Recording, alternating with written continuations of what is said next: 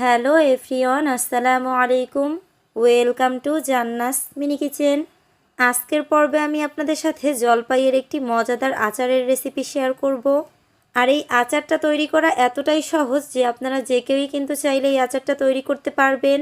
সাথে এই মজাদার আচারটা তৈরি করে বছর জুড়ে সংরক্ষণ করা যাবে। চলুন আর কথা না বাড়িয়ে রেসিপি শুরু করা যাক। জলপাইয়ের এই আচারটা তৈরি করার জন্য প্রথমেই আমি 1 কেজি বড় সাইজের জলপাই খুব ভালো করে ধুয়ে নিয়েছি। এবার আমি একটা ছুরি দিয়ে জলপাইয়ের গায়ে এভাবে করে কেচে দিচ্ছি। এটা বলার কিছুই নেই, আপনারা একটু খেয়াল করলেই বুঝতে পারবেন কাজটা আমি কিভাবে করছি।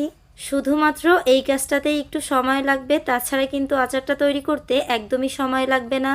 একইভাবে আমি সবগুলো জলপাই কেটে নিয়েছি।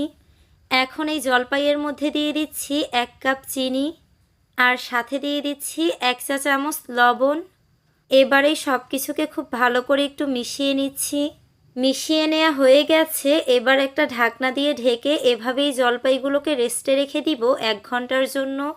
আর এই সময়ের মধ্যে আমি আচারের জন্য একটা মশলা রেডি করে নিব। এর জন্য একটা প্যানে শুকনো মরিচ নিয়ে নিচ্ছি 5টা। এবার এই মরিচগুলোকে হালকা একটু টেলে নিচ্ছি। এবার এর মধ্যে দিয়ে দিচ্ছি 1/2 চা চামচ আস্ত জিরা আর 1/2 চা চামচ আস্ত ধনিয়া। মিষ্টি জিরা বা মৌরি দিয়ে দিচ্ছি 1/2 চা চামচ। সবশেষে 1/2 চা চামচ পাঁচফোড়ন দিয়ে সব কিছুকে খুব ভালো করে একটু টেলে নিচ্ছি। মশলাগুলো টেলে নেওয়া হয়ে গেছে। এবার এগুলোকে চুলা থেকে নামিয়ে গুঁড়ো করে একটা সাইডে রেখে দিচ্ছি। এখন যে জলপাইগুলোকে 1 ঘন্টার জন্য রেস্টে রেখেছিলাম, সেই জলপাইগুলোকে আবারও একটু নেড়ে চেড়ে মিশিয়ে নিচ্ছি। এখন সরাসরি আচারটা তৈরি করে নিব। আচারটা তৈরি করার জন্য প্রথমেই আমি একটা প্যানের মধ্যে চিনি দিয়ে মিক্স করে রাখা জলপাইগুলোকে নিয়ে নিয়েছি। এবার এর মধ্যে হলুদ গুঁড়ো দিয়ে দিচ্ছি 1/2 চা চামচ, আর মরিচ গুঁড়ো দিয়ে দিচ্ছি 1 চা চামচ। 1/2 চা চামচ দিয়ে দিচ্ছি বিট লবণ। এবার যে মশলাটাকে গুঁড়ো করে রেখেছিলাম, সেই মশলাটা থেকে অর্ধেকটা পরিমাণ মশলা এখানে দিয়ে দিচ্ছি। এখন এই সব কিছুকে খুব ভালো করে নেড়েচেড়ে মিশিয়ে নিচ্ছি। এবার একটা ঢাকনা দিয়ে ঢেকে চুলার মিডিয়াম আঁচে জলপাইগুলোকে জাল করে নিব 5 থেকে 7 মিনিটের মতো। 5-7 মিনিট পর ঢাকনাটা তুলে নিচ্ছি।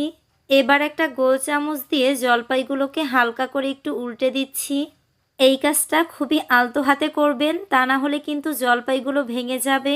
জলপাইগুলো উল্টে দেয়া হয়ে গেছে। এখন আবারও ঢাকনা দিয়ে ঢেকে চুলার মিডিয়াম আঁচে জলপাইগুলোকে জাল করে নিব 20 মিনিটের মতো। ফিরে আসলাম 20 মিনিট পর। এবার আচারের জন্য যে মশলাটা রেডি করে রেখেছিলাম, সেই বাকি মশলাটাও এখানে দিয়ে দিচ্ছি। এখন এই মশলাটাকে জলপাইয়ের সাথে 2 থেকে 3 মিনিটের মতো একটু মিশিয়ে নিলেই কিন্তু আচারটা রেডি হয়ে যাবে। এই তো তৈরি হয়ে গেল জলপাইয়ের খুবই মজাদার একটা আচার। চলুন এবার আপনাদের সার্ভ করে দেখানো যাক। এই জলপাইয়ের আচারটা এতটাই মজার হয় যে যে কেউই কিন্তু তৈরি করতে চাইবে। আর এই আচারটা তৈরি করা কিন্তু খুবই সহজ। সাথে এই আচারটা কিন্তু অল্প কিছু উপকরণ দিয়েই তৈরি করা যায় আর বছর জুড়ে সংরক্ষণ করা যায়। আপনারা যদি আচারটা দীর্ঘদিন সংরক্ষণ করতে চান, তাহলে এই পর্যায়ে একটা বয়মে ভরে রাখবেন। আর 3 থেকে 6 মাস পর আচারটা 2-1 বার রোদে দিবেন, তাহলেই কিন্তু আচারটা বছর জুড়ে সংরক্ষণ করা যাবে। আজকে আমার এই তেল ছাড়া জলপাইয়ের আচারটা আপনাদের কাছে কেমন লেগেছে কমেন্টে জানাবেন। আজকের মতো এখানেই বিদায় নিচ্ছি। সবাই ভালো থাকবেন। আল্লাহ হাফেজ।